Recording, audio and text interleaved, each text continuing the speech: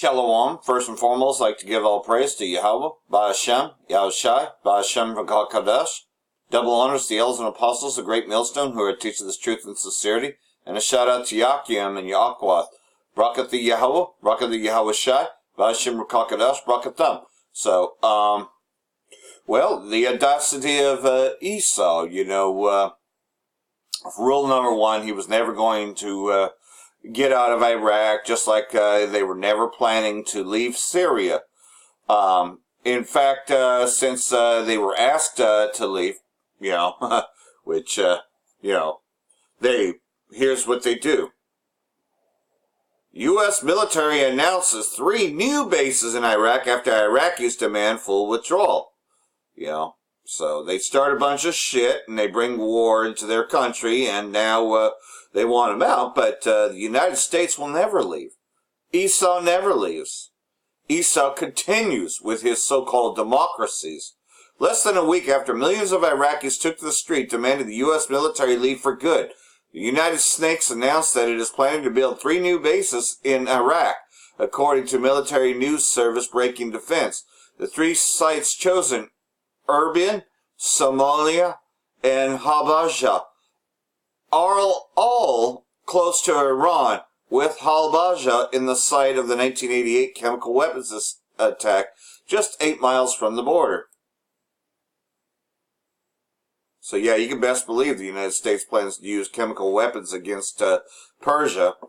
The news will come as a shock to the Iraqi parliament, who earlier this month voted overwhelmingly with some abstentions to expel American terrorists from the country, but the U.S. government has flatly refused to leave at this time. Any delegation sent to Iraq would be dedicated to discussing how to best recommit to our strategic partnership, which there was no partnership. They fucking took Iraq. They used ISIS as a way to do it.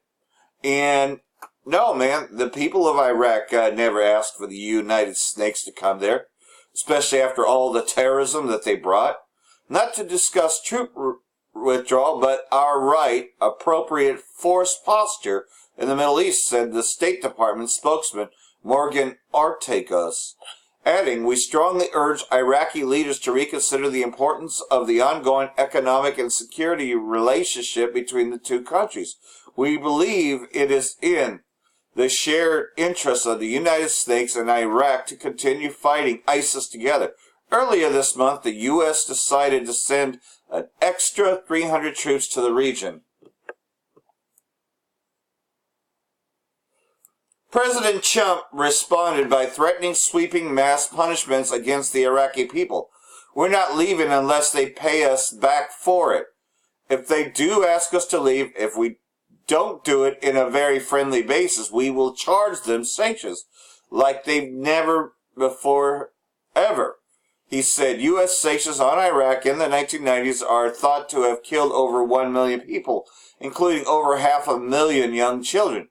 Successful UN diplomats in charge of Iraq during the sanctions denounced them as a genocide against its people. Trump said his actions would make the ones on Iran look tame by comparison. So you see what is going on here? If there's any hostility, he said, we are going to put sanctions on Iraq. Very big sanctions. Trump also threatened to commit genocide against the people of Iran, destroying their cultural heritage sites in a move condemned by many and compared to the Taliban's destruction of the world-renowned Buddhas of Bamyan in Afghanistan. So he's directly threatening Iran, to use Iraq to do it, which we already knew that he was using Iraq to do that. Despite the president's threats, enormous numbers of Iraqis heeded Shia cleric Musabi al-Sadr's call for a 1 million-man march in Baghdad last week, when Time magazine claimed there were only hundreds in attendance. Drone footage told a different story. Some estimates put the total over 2.5 million, and despite Bloomberg quick take original claiming as that they were anti-government demonstrations, the huge banner on the main stage reading "Get Out America" in uppercase English letters suggested otherwise. Yeah, Cameras don't lie. And you can understand that in any tongue.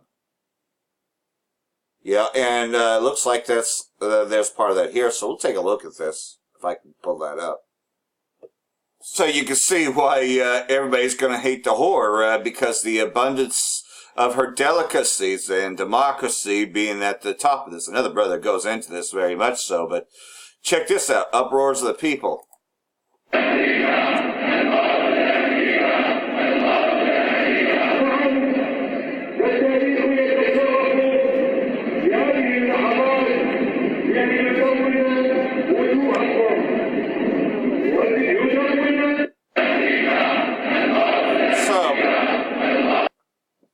So, you know, there's uproars of the people going on, and you know as well as I do that this is going to escalate, because it's said that, you know, not just that, but the 10 horns shall hate the whore as well.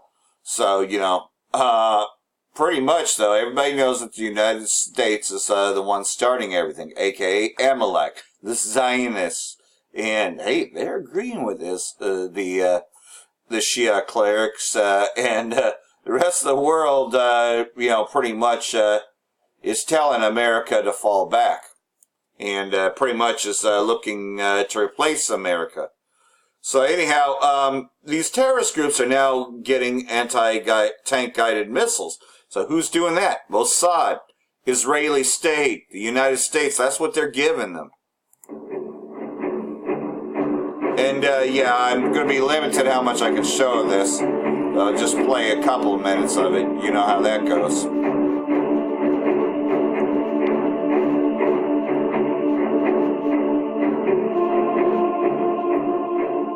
As this battle's been going on for a while. Oh, and of course Gomer and all his bands, I mean, that's where they're really getting it, Turkey.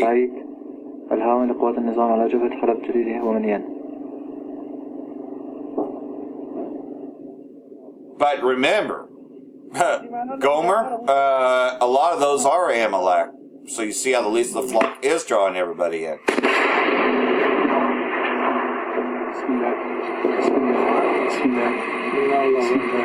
Because we already know that half of Amalek decided to call themselves Jewish and the other half called themselves Muslims. Allahu Akbar! Allahu Akbar!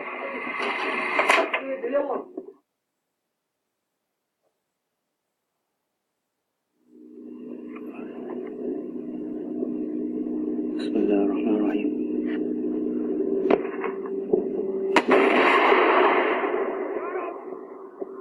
يا رب يا رب يا رب يا رب يا رب يا رب اللهم صل على محمد يا الله بسم الله الرحمن الرحيم الله أكبر الله أكبر بنص الله أكبر الله أكبر الله أكبر. And this going on right now, right outside of Aleppo. This is pretty much the city of Aleppo. So you and I both know that this is going to continue. And they're provocating now to say that Syria is using chemical weapons the same way that they always did. And Gomer and all his bands are going to help with this fabrication.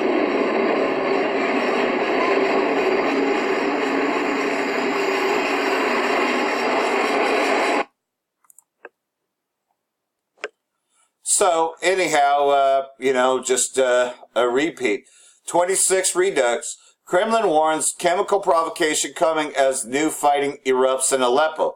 Amid the ongoing Russian-Syrian military offensive to liberate Idlib province from the al-Qaeda-linked Hayat al-Sham suburbs near Aleppo have been seen of intense fighting in recent days, and I showed you that footage there. Despite government forces liberating major northern city in December 2016, which marked a turning point in the war.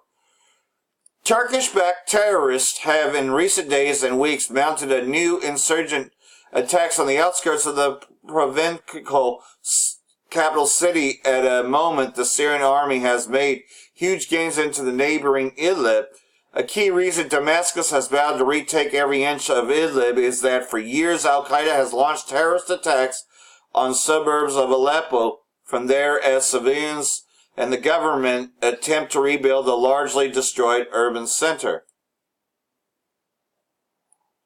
And, it's no wonder why the Most High is punishing America, because you see what America's doing to all other places, and that's why, you've seen all those burnt up places, and hey, he can use Esau to do it, because remember, he controls Esau. So of course he'll use Esau to punish the wicked, The latest renewed fighting in Aleppo appears a concentrated effort by Turkey, which is Gomer, to use its proxy forces to repel and distract the brunt of the Syrian army offensive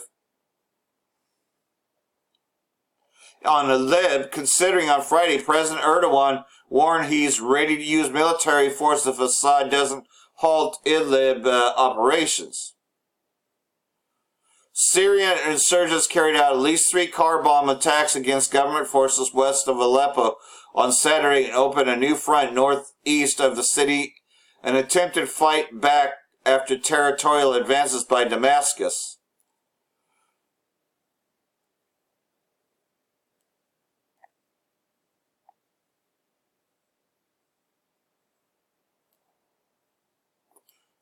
Pretty much, the Kremlin has responded to Erdogan's charge by pointing out Idlib is a haven for terrorists who launch terrorist attacks on civilians as well as Russian and Syrian forces. Turkey has lately said it is hosting over 3 million Syrian refugees and has demanded that Europe provide more support in the form of backing Erdogan's safe zone plan, which seeks to establish a refugee city using annexed northern Syrian territory, which the Turkish army has recently wrestled from Syrian Kurdish forces backed by the United States. So you can see how this is out.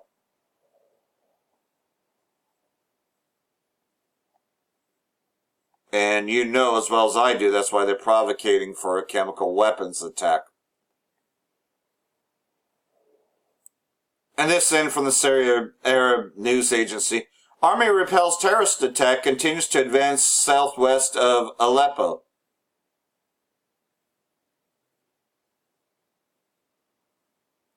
Well, it looks like there's a video for this.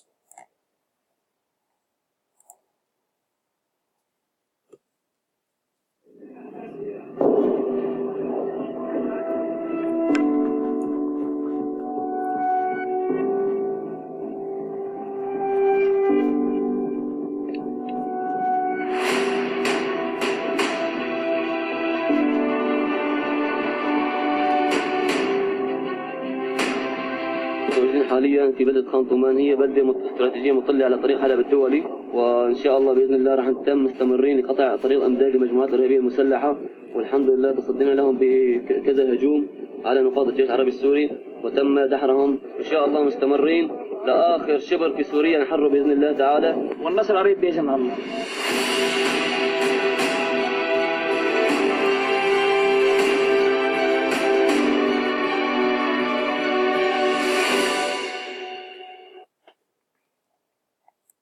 And this in from Press TV. Coronavirus health scare, 300 plus dead.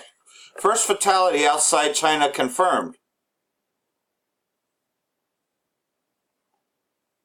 The public health emergency associated with the killer coronavirus that has already spread to over a dozen countries has raised global alarms, with the number of confirmed deaths inside China passing the 300 mark, and the first fatality from the outbreak outside China reported in the Philippines.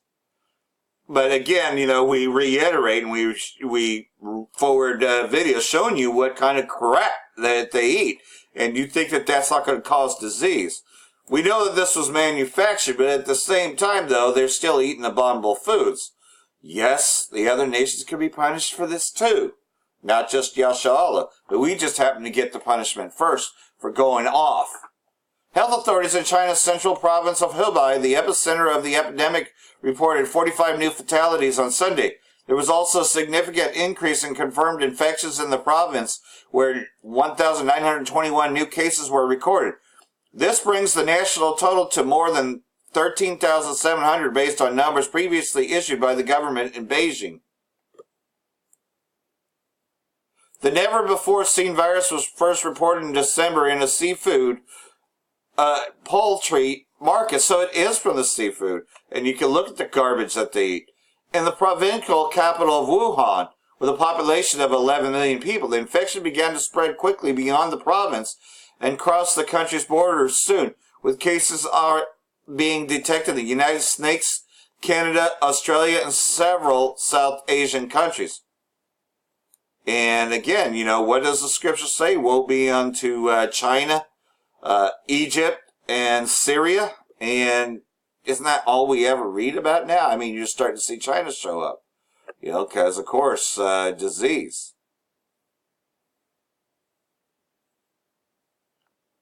And Ammon's also mentioned in Jeremiah 49. So I think that that is very much interesting because you can definitely say that this is a part of it. And more interesting things. Pipeline or pipe dream. Israel-Turkey hydrocarbon conflict ruin in the mid. Massive natural gas discoveries off the eastern coast of Israel and Palestine is slated to make Tel Aviv a regional energy hub. Whether Israel will be able to translate positive indicators of the largely untapped gas reserves into actual economic and strategic wealth is yet to be seen. And you see how they want to control everything using Tel Aviv as the capital. At least the flock drawing everybody in. Which is certain, however, is that the Middle East is already in three throes of a major geostrategic war, which has the potential to become an actual military confrontation, which it's already been military confrontation about it. Unsurprisingly, Israel's at the heart of the growing conflict. Last week we started to stream gas to Egypt. We turned Israel into an energy superpower. Israeli Prime Minister Benjamin, not a Jew, dragged during a cabinet meeting on January 19.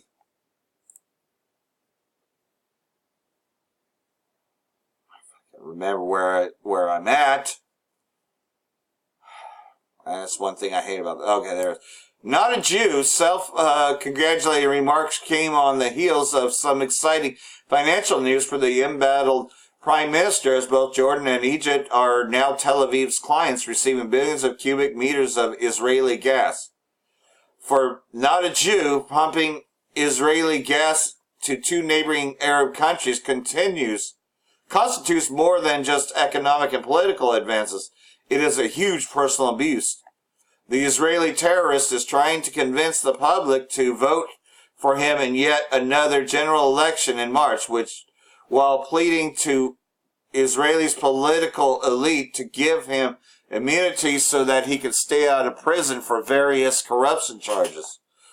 Well, you and I both know, though, that that's like Trump getting impeached, you know. These people are where they're supposed to be, and they're going to draw people further in. And I believe Benjamin, not a Jew, is going to definitely stay in power. But wait, there's more. How government and media are prepping America for a failed 2020 election, which basically means that, of course, Trump's going to win, I believe. You know, I mean, we could just see that he'd be the one. As World War II drew to a close in Europe, British philosopher Bertrand Russell wrote that neither a man nor a crowd nor a nation can be trusted to act humanely or to think sanely under the influence of a great fear. Through numerous examples in the post-World War II era have proven Russell's point. Perhaps one of the best examples of the U.S. public's willingness to swallow lie after lie about Saddam Hussein's Iraq due to climate fear that followed the September 11 attacks. Those lies propagated dubious intelligence, government officials, and compliant media resulted in catastrophes, large and small, both abroad and at home.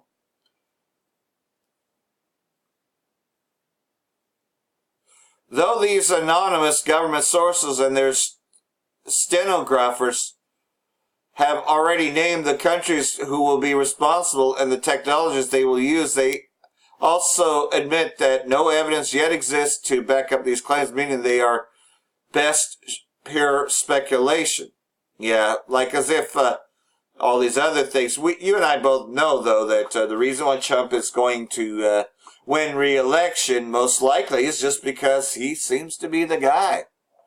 Well, the narrative in place has already laid the blame at the feet of the United States' rival China, Russia, and Iran. These very technologies are instead dominated by companies that are tied to the very same intelligence agencies as cyber reasons, specifically Israeli military intelligence. With the intelligence agencies in the U.S. and Israel not only crafting the narrative about 2020 foreign meddling, but also dominating these technologies and simulating their use to upend the coming election, it becomes crucial to consider the motivations behind this narrative, and if these intelligence agencies have ulterior motives in promoting and simulating such outcomes that would effectively end American democracy and hand almost total power to the national security state. You see how this is all playing into that? Because we know that Jade Helm means army after next. So you can see, though, that they plan to totally destroy what is so-called American democracy and bring in the new one, because that's the next part of this. And like I said, brother GMS Enduring Branch, whom I've met before, he does an excellent video on this. He just put that up, I believe, either last night or this morning. The state of democracy is declining around the world. The Economist Intelligence Unit's Democracy Index global average of 167 countries, 10 most democratic. So, on a scale, man, this state of democracy just ain't there anymore. Which is the whore's, pretty much delicacies. In the latest installment published today, Statista Carla Bulthaus knows that 22 countries in the world were rated as full democracies, including all Scandinavian countries, several Western European nations, as well as Canada, New Zealand, Australia, Mauritius, Costa Rica, and Chile, which joined the top group in 2019 together with France and Portugal. So, here we go. The blue ones, which are the full ones, and the light ones are there. So, you can see all the blue areas, which are the areas that Esau controls. So, then the light blue, of course, are failed democracies. Okay. Then you got the hybrid areas, and then you got the authoritarian regimes, meaning that, hey, everybody supports that leader. So you can see, though, that now everybody buys into this crap. And Australia's burning, okay? A lot of these other places in Europe are all fucking broke, and the hegemony is the United States, but they're looking at the United States as flawed democracies. So you can see how that's, in that area, it's not even really that strong. So you can see, though, that the hegemony is there, so that's why they're going to replace it very shortly here. Malta dropped out of the full democracy section. Another country which saw its ratings drop its ratings past year was Iraq, which left the hybrid regime category and became an authoritarian. India and China were also rated lower in 2019. India, a flawed democracy, was only rated at 6.9 points, while China, an authoritarian regime, was scrutinized for heightened surveillance and human rights abuses its eastern regions and only achieved a rating of 2.3 points. The countries exhibited the big loss of any country in the world ranking and became the 15th least democratic place in the world. So, it's failing.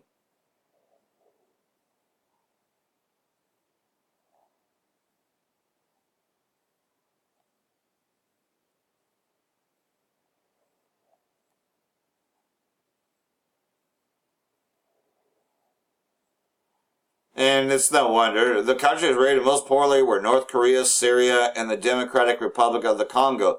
The lowest rated European nations were Belarus, Azerbaijan, and Russia. Well, of course, because America always wanted to control them. You have to buy into this democracy, but it is failing on every hand. So you know that this virus, right here in Jeremiah 49, would be dealing with people nowadays called the Japanese. I mean, they're getting it too. Concerning the Ammonites, thus saith the Lord Yahweh, hath Israel no sons, hath he no hair? Why then doth their king inherit Gad, and his people dwell in his cities? Yeah, because there was a time when Ammon was taking control of the areas of Gad. So this has not been forgotten. Therefore, behold, the days come, saith the Most High, that I will cause an alarm of war to be heard in Rabbah of the Ammonites, and it shall be a desolate heap, and her daughters shall be burned with fire. Then shall Yashala be heir unto them that were his heirs, saith the Most High. So, again, this is going to affect Japan big time, because you know as well as I do that all these nations have drunken of the wine of the wrath of her fornication, which is Babylon the Great, its philosophies. See, look at this. And afterward I will bring again the captivity of the children of Ammon, saith the Most High. Is that not happening? This disease, it's just one of many plagues to come. Concerning Edom, thus saith the Lord of hosts, is wisdom no more in Teman? Is counsel perished from the prudent? Yeah, because this whole, petrodollar is failing. This democracies are failing. All of the delicacies of Babylon are failing. Flee ye, turn back, dwell deep, O inhabitants of Dedan, for I'll bring the calamity of Esau upon him, the time that I will visit him. The Most High has certainly been visiting this place, has been bringing all these things.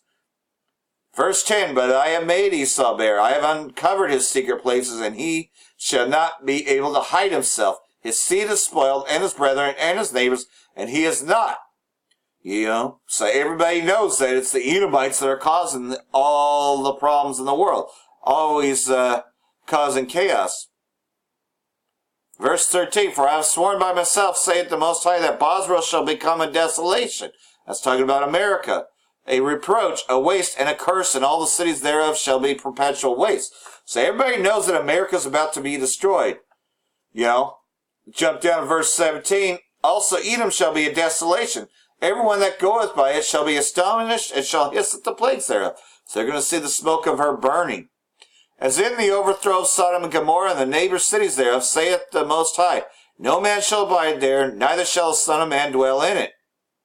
Again, therefore, hear the counsel of the Most High, that he had taken against Edom and his purposes, that he had purposed against the inhabitants of Teman. Surely the least of the flock, talking about Amalek, shall draw them out. Surely he shall make their habitations desolate with them. So Amalek is going to cause everyone to get killed in this. And again, the earth is moved at the noise of their fall, meaning that when Babylon the Great is destroyed by the 200 million nuclear missiles, they shall see it. At the cry, the noise thereof was heard in the Red Sea. I can't help but reiterate that these explosions are going to be so large that you're going to hear it and see it from the Red Sea. Behold, he shall come up and fly as the eagles and spread his wings over Bosra. Talking about Yahweh Shai and the angels. And at that day shall the mighty men of Edom be as in the heart of a woman in her pangs. And again, that at the same time, Damascus, Hamath is confounded in Arpad, for they have heard evil tidings, they are faint-hearted. There is sorrow on the sea, it cannot be quiet, because at the same time Damascus will have also been destroyed. The least of the flock, Amalek, will make this come true. Damascus is waxed feeble and turneth herself to flee, and fear hath seized on her, anguish and sorrows have taken her as a woman in travail. How is the city of praise not left, the city of my joy? Therefore her young men shall fall in the streets, and all the men of war shall be cut off in that day. Yeah, because this fire that's coming, the lake of fire, the prophecy of doom will come to pass in our time, saith the Lord of hosts. And I will kindle a fire in the wall of Damascus, and it shall consume the palaces of Ben-Hadad. So this prophecy of doom, this very thing that Trump is telling everyone to reject, is the fact that they see this sign among our camps, especially the bigger camps, as we shout out with a voice, and these men of war draw near, and the least of the flock, Amalek, is drawing everybody into this war. They see this sign in lots of camps, and they hear us. They hear us. America will be destroyed by nuclear fire. We say it. By them hypersonic missiles. A lake of fire. You know, you're going to see that scroll. Because it's going to be a huge scroll from all of them that go up. And you will see it at the Red Sea. That's how loud it's going to be. And that's how big it's going to be. They also call it an earthquake. These are the prophecies that will come to pass. And oh yes, it is considered the day of the Lord. That great day of destruction. This prophecy of doom will come to pass. But they don't want you to know anything about it. But it's too late. You do know about it now. You have seen it. So therefore repent while you still have time. Or you will be caught in this plague. Most of all for taking the mark of the beast. For being subject unto the beast and becoming his slave. Because that's what the mark is, to be engraved. So, do not take this charagma. Last year was the year of charagma. The year that Esau pushes the mark. Well, this being the year of prophecy is going to push all these things. As you can see, though, as we head into February, that all these things are coming to pass. Surely the least of the flock shall draw them out. I hope all this has been edifying. For that, I want to say, Bracha Yahweh, Bracha Yahweh Shai, Ba'ashem Rakah Kadash, Wa Abba Babal. That means death to America and death to you 2/3.